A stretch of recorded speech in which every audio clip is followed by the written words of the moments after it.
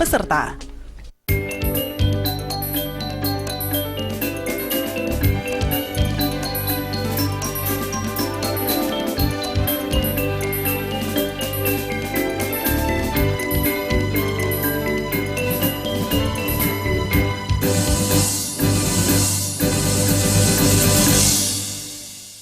Pemirsa, sosok Imade Sukarana berperan sentral bagi pembangunan di Kabupaten Karangasem dalam kurun 5 tahun terakhir. Pengalamannya sebagai wakil bupati mendampingi Iwayan Gredak membuat Imade Sukarana menjelma menjadi sosok berpengalaman di bidang birokrasi.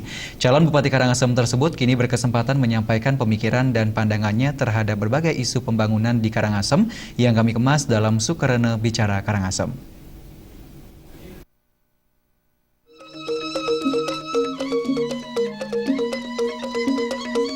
Peran Imade Sukarana dalam membina, mengembangkan maupun meningkatkan sektor pertanian di Karangasem tidak bisa dipandang sebelah mata.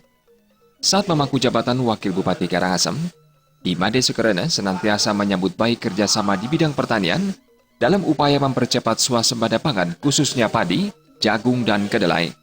Imade Sukarana juga menghimbau agar pembangunan di bidang pertanian di Karangasem diprioritaskan pada pembangunan infrastruktur irigasi, penyediaan sarana produksi berupa benih, pupuk dan peralatan, serta mesin pertanian yang memadai dan sesuai kebutuhan.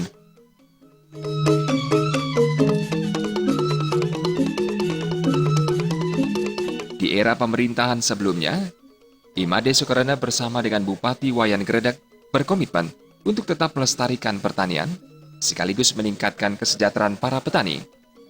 Meski potensi lahan pertanian di Karangasem cukup minim, lantaran 92% merupakan lahan kering, namun komitmen Imade Sukarana dalam memajukan pertanian tidak perlu diragukan lagi.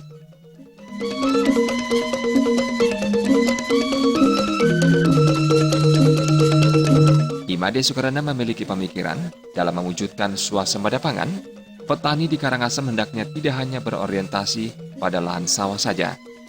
Inovasi terhadap pengembangan lahan pertanian kering patut dicoba dengan mengembangkan sistem pengairan yang bersifat khusus dan berkesinambungan. Dengan demikian, jumlah 58% penduduk Karangasem yang berprofesi sebagai petani akan dapat dipertahankan, dan jika memungkinkan, akan meningkat seiring dengan makin meningkatnya kesejahteraan petani di Karangasem.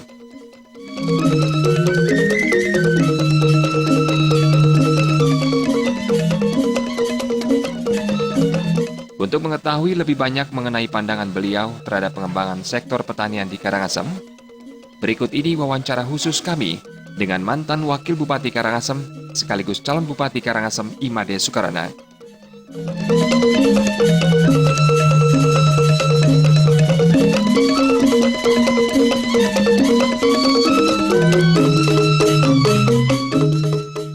Sektor pertanian berperan sangat penting dalam pemantapan ketahanan pangan.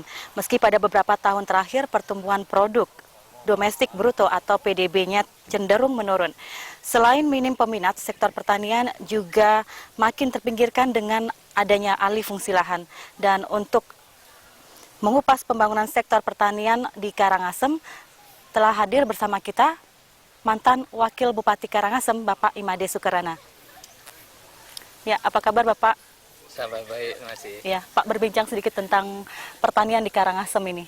Untuk sektor pertanian di Karangasem ini, apa yang cocok Pak untuk pertumbuhannya di sini Pak? Ya, terima kasih. Nih. Memang sektor pertanian di Karangasem ini belakangan ini memang kami bersyukur selaku pemerintah daerah kemarin. Kenapa? Karena dari hasil survei BPS menyatakan bahwa 58% masyarakat Karangasem masih bertani.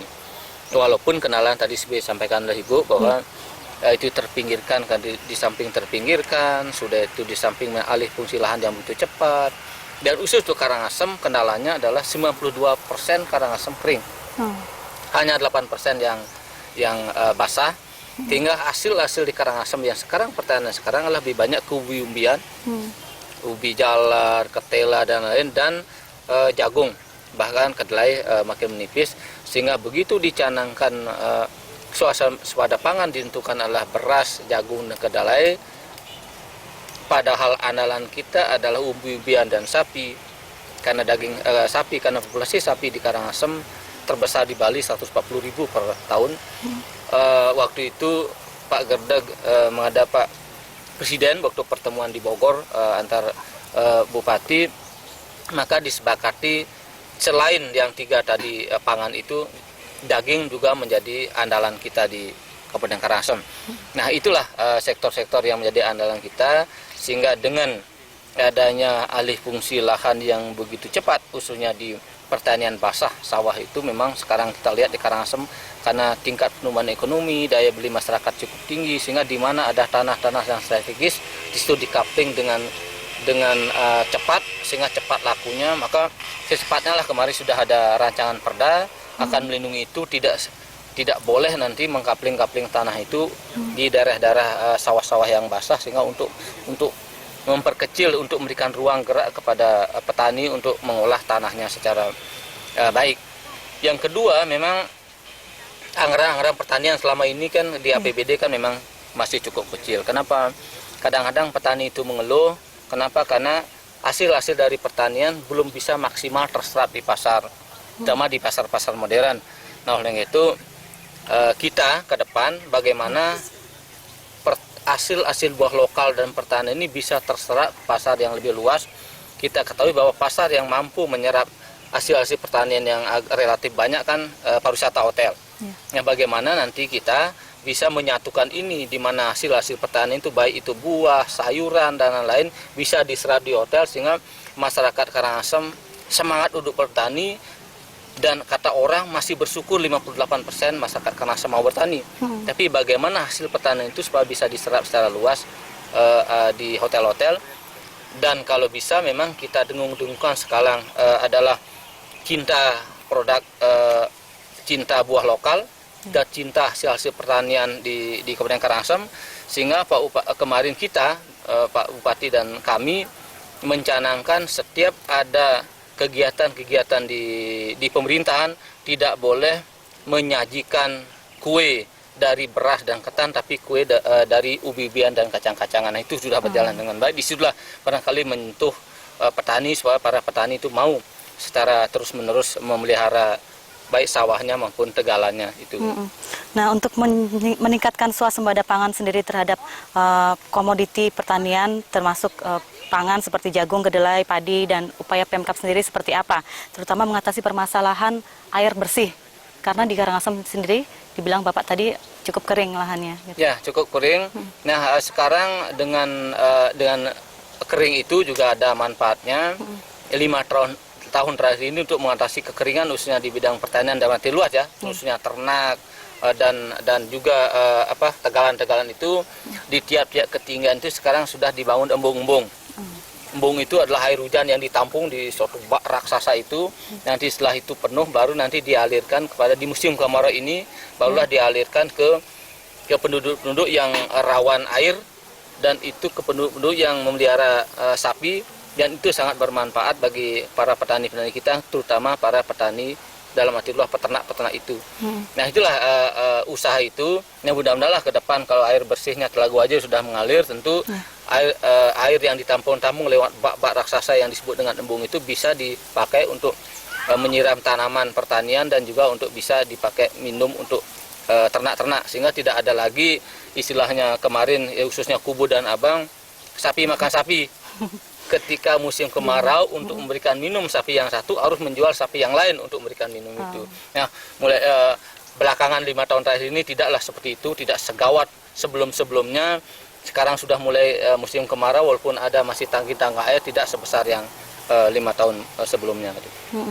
Pak, lantas upaya untuk melestarikan pertanian sendiri biar masyarakat lebih mencintai pertanian itu sendiri, apa Pak upaya yang dilakukan oleh Pemkab sendiri? Upaya itu ya tadi, bagaimana kita pertama menganggarkan sektor pertanian itu agar lebih besar, sehingga bisa membuat semacam kelompok-kelompok tani, demprot itu percontohan pebibitan dan lain-lain. Kelemahan kita di Karangasem belum mampu membuat bibit. Padahal animo masyarakat di bidang pertanian, contoh bunga gumitir misalnya. Bunga gumitir belum mampu dibuat bibit oleh Karangasem, masih membeli.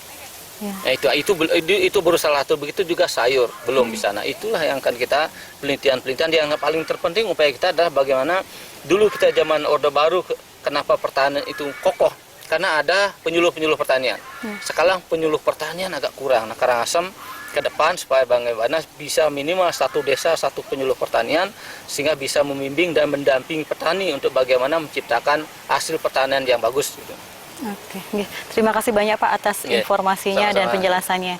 Ya pemirsa, demikian bincang-bincang singkat kita bersama mantan Wakil Bupati Karangasem, Bapak Imade Sukarana dalam dialog khusus Sukarana Bicara Karangasem.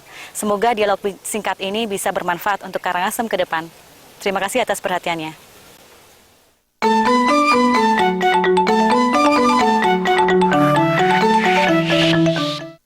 Tidak elok rasanya bila mengklaim keberhasilan dan prestasi membangun daerah hanya didominasi oleh satu atau dua orang saja.